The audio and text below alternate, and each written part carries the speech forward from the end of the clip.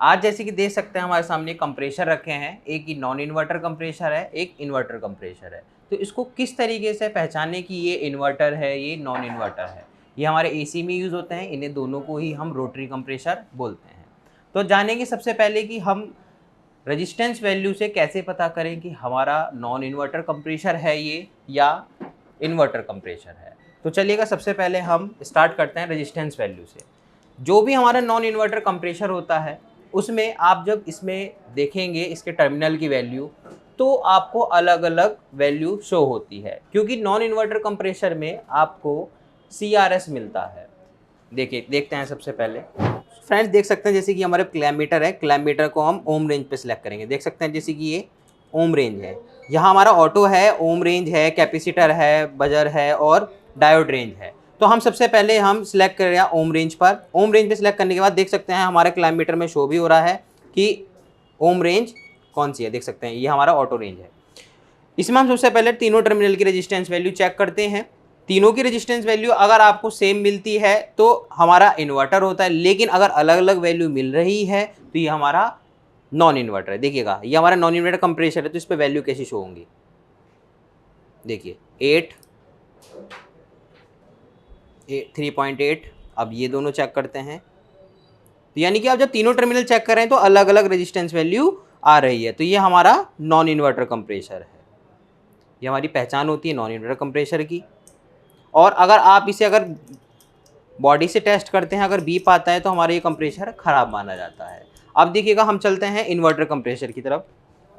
ये हमारा inverter compressor है। इन्वर्टर कंप्रेशर में हमें ओम रेजिस्टेंस वैल्यू पे रखना है, यानी कि ओम रेंज पर।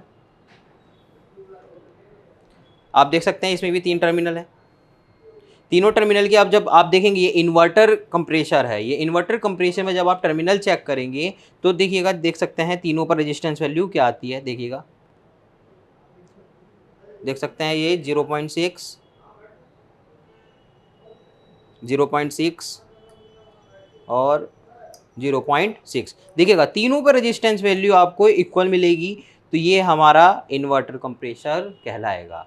देखिएगा गाइस, अगर आपका ये फिर बताता हूँ, अगर ये बॉडी से बीप कर रहा है तो यानी कि हमारा जो कंप्रेशर है वो शॉर्ट हो चुका है, यानी कि ये ख़राब हो चुका है। देखिएगा इन्वर्टर नॉन इन्वर्टर में आप देख सकते हैं कि अगर ये हमारा नॉन इन्वर्टर कंप्रेशर है, इसके टर्मिनल पर अलग अलग वैल्यू आ रही है, तो ये हमारा नॉन इन्वर्टर है। और ये देख सकते हैं अगर इन्वर्टर पे आपको रेजिस्टेंस वैल्यू बिल्कुल सेम आ रही है तो ये इन्वर्टर कंप्रेशर है। इसके अलावा भी और पहचान होती हैं, उस पर देखते हैं हम। सबसे पहले देखिएगा जैसे कि आपको नॉन इन्वर्टर जो कंप्रेशर है मिलता है, तो उस पर देखिएगा कुछ इस तरीके से 1 फेस लिखा आता है। देखिएगा 1P या आपको देख सकते हैं दो। सबसे पहले तो आपको देखना है कहीं P लिखा है या नहीं। अगर P नहीं लिखा है तो आपको उसमें 220 से 240 वोल्टेज आपको मिल जाएगा लिखा हुआ। देख सकते हैं जैसे कि ये लिखा हुआ है। आपको यही चीज़ आपको इन्वर्टर में जब आप जाएंगे तो आपको जो मिलता है लिखा हुआ 240 ही मिलता है, 220 ही मिलता है, लेकिन अब जो आप कंप्रेशर देखेंगे उसमें आपको 140 से लेकर या 160 से लेकर 240 वोल्टेज भी लिखा हो सकता है। इसमें आपका देखिएगा, इसमें अगर हम देखें P लिखा हुआ तो देखिएगा इसमें 3 फेस लिखा हुआ भी है, 3PH। देख सकते हैं ये आप 3PH लिखा है, यानी कि ये 3 फेस का हमारा कंप्रेशर है। मतलब इसमें जो टेक्नोलॉजी यूज़ होती है, जो PCB की टेक्नोलॉजी होती है, जो इन्वर्टर टेक्नोलॉजी होती है, वो 3 फेस पे काम कर रही है। यानी फेस मतलब उसकी टेक्नोलॉजी है हमारा इन्वर्टर टेक्नोलॉजी, इसलिए 3P लिखा है। और जो हमारा ये वाला कंप्रेशर नॉन इन्वर्टर पे 1P लिखा आता है, क्योंकि वो 1 फेस पे काम करता है, यानी कि AC पर वर्क करता है। ये हमारा DC पर वर्क करता है। सो गाइस, आप जैसे कि आपने देखा इसमें रेजिस्टेंस वैल्यू से भी हम अंतर पहचान सकते हैं, और जो इसकी स्लिप होती है उससे भी हम अंतर पहचान सकते हैं कि नॉन इन्वर्टर है या इन्वर्टर है। ये तो हमारा ओम रेंज और स्लिप से पहचान हुई। और इसकी कैसे पहचान की जाती है, देखिएगा जब इसको हम रनिंग कंडीशन में लाते हैं कंप्रेशर को, तो इस कंप्रेशर को रनिंग कंडीशन में लाने के लिए एक कैपेसिटर की नीड होती है। आपको कैपेसिटर मिलेगा नॉन इन्वर्टर में। कैपेसिटर कैसा होता है, इस तरीके का कैपेसिटर आपको मिलेंगे जब भी आपको नॉन इन्वर्टर कंप्रेशर मिलता है। और जब बात करें हमारा इन्वर्टर में आपको इसमें PCB मिलेगी। जब भी आपका इन्वर्टर कंप्रेशर यूज़ होगा तो उसमें आपको PCB मिलती है। इसके अलावा आपको जब आप देखेंगे कभी भी तो इन्वर्टर जो होता है, इन्वर्टर मॉडल और नॉन इन्वर्टर मॉडल में क्या होता है कि उसका नॉइज़ जो होती है, यानी कि जो उसका आवाज़ है, जो वॉइस है, वो बहुत तेज़ होती है। और जब यही बात करें हम इन्वर्टर की, तो इन्वर्टर में वॉइस बहुत स्लो होती है। इसमें आवाज़ आपको बिल्कुल ऐसे लगेगा कि आउटडोर खाली फैन आवाज़ कर रहा है और कंप्रेसर आवाज़ नहीं कर रहा है। तो इनमें सबसे बड़ा डिफरेंट तो ये होता है कि पीसीबी, एक में पीसीबी है और दूसरे में जब आप देखेंगे तो आउटडोर में यूज़ हो या विंडो एसी में यूज़ हो तो इसमें कैपेसिटर लगा होगा।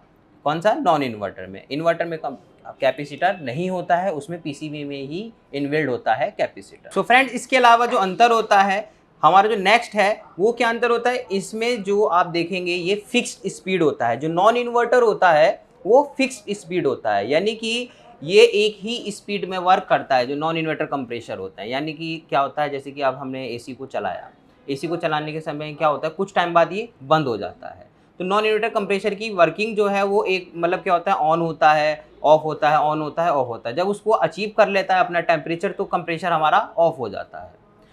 इसी में बात करें हम अपने इन्वर्टर कंप्रेसर की, तो इन्वर्टर कंप्रेसर में क्या होता है, ये ऑन ऑफ नहीं होता है। ये एक हम क्या होता है, इसकी जो स्पीड होती है वो वेरिएबल होती है। ये स्पीड को क्या करता है, बढ़ाता भी है और घटाता भी है। कैसे? जैसे कि आपने टेम्परेचर मान लीजिए 16 पर किया, तो 16 टेम्परेचर करने पर क्या होगा कि इसका कंप्रेसर ऑफ नहीं होगा, 16 टेम्परेचर कंप्लीट करेगा, कंप्लीट करने के बाद इसकी स्पीड स्लो हो जाएगी, ये ऑफ नहीं होता है। जैसे ही आपका टेम्परेचर कंप्लीट हुआ ये हमारा क्या करेगा, इसकी स्पीड को स्लो रखेगा।